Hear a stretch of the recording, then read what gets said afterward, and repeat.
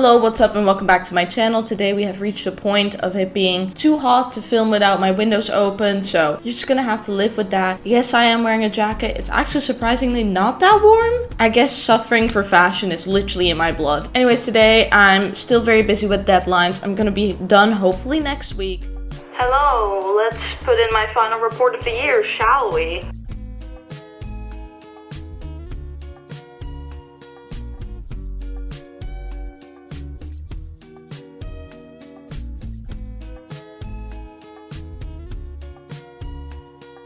And just like that, my second year is done.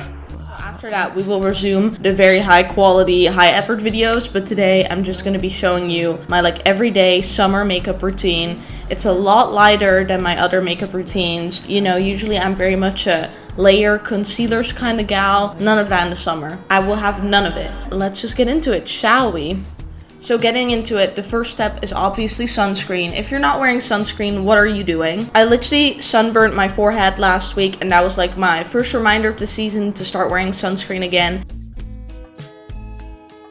Then next step is to go in with a light concealer. Wouldn't be a me tutorial if there was no concealer involved, that's for sure. I used the Glossier Stretch Concealer. It's very light to medium coverage, but the coverage gets a little higher if you go in with a beauty blender, and I use shade G12.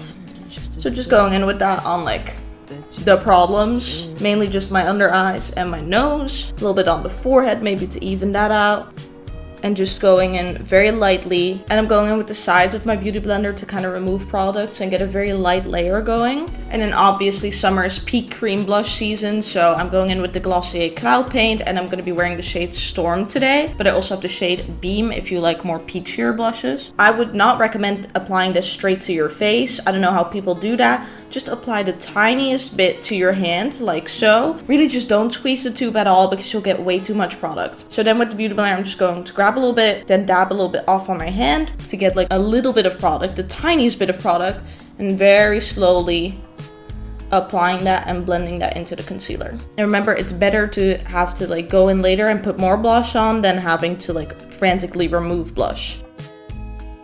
And I always like to apply my blush a little bit higher on the cheekbone to kind of lift the face. And then also a little bit of e-girl blush on the nose, obviously. And then even though we are very glowy already, I am going to apply a little bit of a cream highlighter. This is the Maybelline Face Studio Strobing Stick in the shade 100. And it's just a little stick cream highlighter. I'm just going to put a little bit of that on the cheekbones. And then just blend that out with my fingers.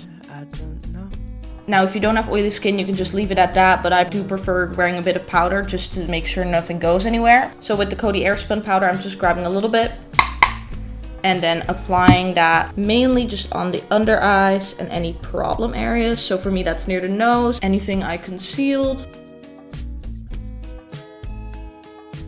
And I also always want my forehead to be matte, so I'm also going in with some powder on there.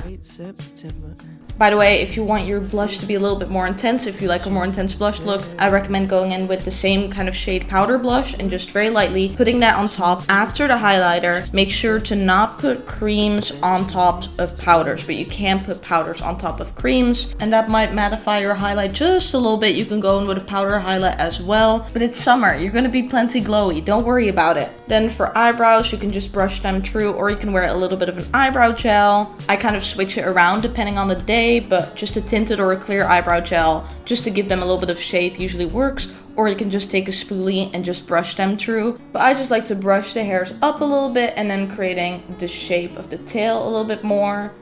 Just a very natural, low-key kind of brow look, but just making sure all the hairs are in place. And then for mascara never changes depending on the season for me. You can wear a clear mascara if that's your thing. I always wear the Glossier Lash Lick Mascara. This is the one and only for me, baby. I just really like this mascara because it really separates and lengthens the lashes. There's not a lot of clumpiness, and it just gives a very natural look to the lashes.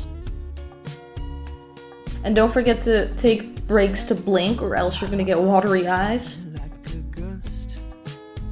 And then personally, I just like to go in with my Lottie London freckle tint just to do my little moles like usual, my trademark if you will. You can also do a little fake freckles if you're into that. Need to know what it's like.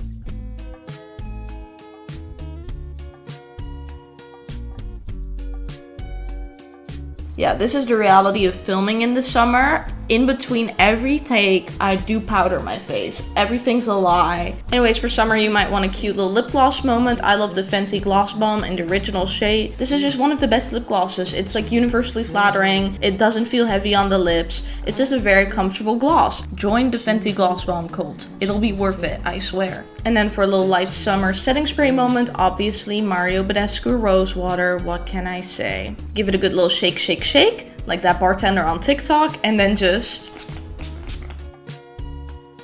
So this is the finished face then. As you can see, she's glowy, she's light coverage, a little blushed moment. But overall, this just feels very light on the skin. It doesn't feel heavy or like you're wearing a lot of makeup. It looks pretty natural as well. Yeah, I gotta get back to my school projects, but I hope you had fun for a second with me here. And I will see you again in the next video. Bye!